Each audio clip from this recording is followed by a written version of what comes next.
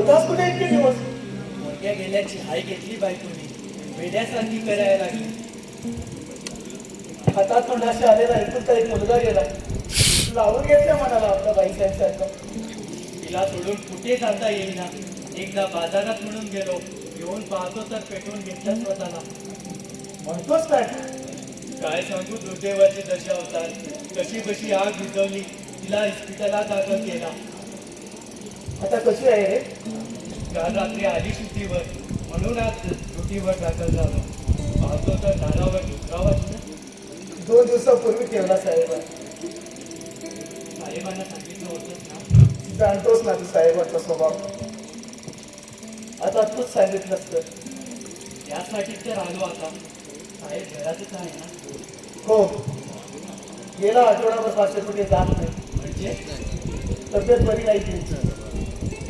कधीतरी लहान लागली ऑफिसात जातात, कधी कधी डॉक्टराकडे जातात. आताही डॉक्टरकडे जायला निघताय. तू थांब इथं, मी जेवण येतो.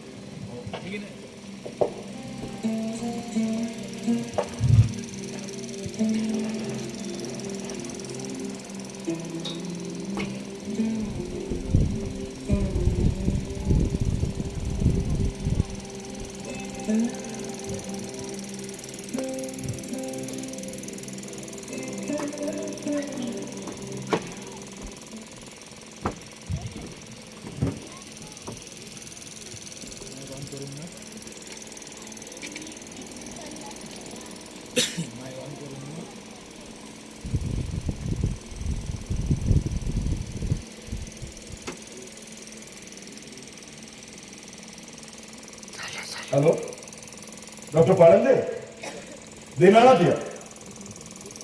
येस, हा ठीक आहे. तसं नो प्रॉब्लेम. रिपोर्ट आला का? हा हा ठीक आहे, येतोच. काय म्हणाले डॉक्टर? काय म्हणणार रिपोर्ट आल्याशिवाय? पण आता त्रास नाही ना होत? आणि होत असता तर तो माझा मलाच सोसावा लागेल. पण रिपोर्ट येणार तरी केव्हा? यायचा तेव्हा येईल, आज ना उद्या येणार. आल्या दिवसाच्या पगाराकरता आला असेल. उद्या ऑफिसात येऊन घेऊन जा. पगाराकरता नाही आलो मी साहेब. मग कशाला आलायस? आपण दुसरा वॉचमॅन ठेवला. मग ठेवायला नको होतं? नाही, पण माझा कसं होईल? तुझं ते तू ठरव. इतकी वर्ष नोकरी केल्यानंतर. इतकी वर्ष नोकरी केलीस म्हणून इतके दिवस थांबलो. साहेब, आणि तुझा मुलगा गेला म्हणून माझं काम काढून राहावं. तरीही 4 दिवस वाट पाहिली तुझी. मी दुसऱ्या दिवशी आजार होणार होतो साहेब, पण मुलाच्या धक्क्याने बायको वेड्यागत झाली. मी तिने पेटवून घेतली स्वतःला. कोणीही कुणासाठी मरत नाही. तुम्हा लोकांना सारखा ओळखून आहे मी. तुमच्या पायाशपथ साहेब. बायको इस्पितळात आहे. आता तोंडाशी आलेला मुलगा गेला. आता मी जगायच्या कुठल्या आधारावर? ही नोकरी केली तर? या भागात हा काही एकच बंगला नाही. पण साहेब, दॅट्स ऑल.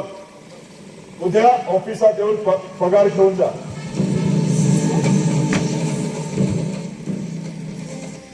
दयाराम, रडायचं नसतं असं भरल्या घरात.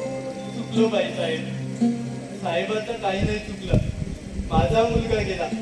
उद्या बायको गेली म्हणून त्याने आपला काम कसं अडवून द्यायचं?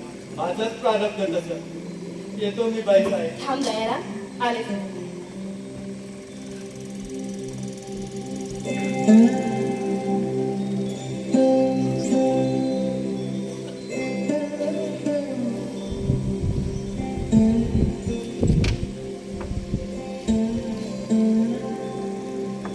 हे घे, 5,000 रुपये आहे. हे बाई साहेब, मी ऐकलंय सारं. बायकोची नीट काळजी घे हं. आणि तिला बरं वाटलं म्हणजे एकदा इथं घेऊन ये. आणशील ना? होय बाई साहेब. घे. आणि हे बघ, दर महिन्याच्या 10 तारखेला इथं येऊन तुझा पगार घेऊन जायचा. पण बाई साहेब, मी दुसरी नोकरी बघीन कुठे? तरी सुद्धा इथं येऊन तुझा पगार घेऊन जायचा. बाई साहेब, ही मदत नाहीये दया. यांची तब्येत बरी नाही. उद्या रिपोर्ट यायचे डॉक्टरांकडून. त्यांना आराम पडावा. कुणाचीही तळतळाट लागू नये म्हणून करतेय मी सगळं. तुमची पुण्याई फार मोठी आहे बाई साहेब. साहेब लवकर बरे होते. येतो मी.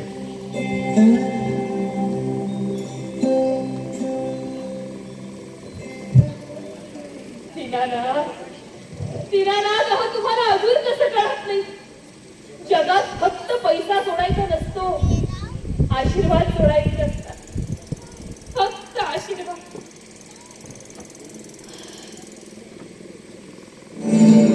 रेखा, हे काय? अगं तू कुठे निघालीस? मिलिंद बरोबर चालली मी काय हे घर सोडून. वेळ लागले का तुला रेखा? आणखी काही दिवस या तुरुंगात राहिले ना तर खरंच वेळे होईल मी. अगं मी नाही राहिले इतकी वर्ष या घरात. तू राहिलीस तुझ्या नवऱ्यासाठी. नाही, मी राहिले तुमच्यासाठी, तुझ्यासाठी, नितीनसाठी, प्रवीणसाठी. प्रवीण तर गेली आणि आता तू चाललीस. मग काय करू? मन मारून इथं राहू आणि मिलिंदला एकट्याला जाऊ देऊ इतक्या दूर? आम्ही तुझे कोणीच नव्हेत का? हे बघ, तुझ्यावर अन्याय झाला असेल नाही म्हणत नाही मी, पण त्यासाठी घरातून पळून जायचं. पळून जाऊन लग्न करणार आहोत आपण. पण दीनानाथांची मुलगी पळून गेली हा ठपका लागायचा तो लागणारच नाही या घराला. एका मुलीने आत्महत्या केली, दुसरी मुलगी पळून गेली. आई, तूच बोलतेस हे? हो, पण तुझी आई म्हणून बोलत नाही, बोलते त्यांची पत्नी म्हणून, या घरची लक्ष्मी म्हणून, या घरच्या प्रतिष्ठेसाठी, इमरतीसाठी.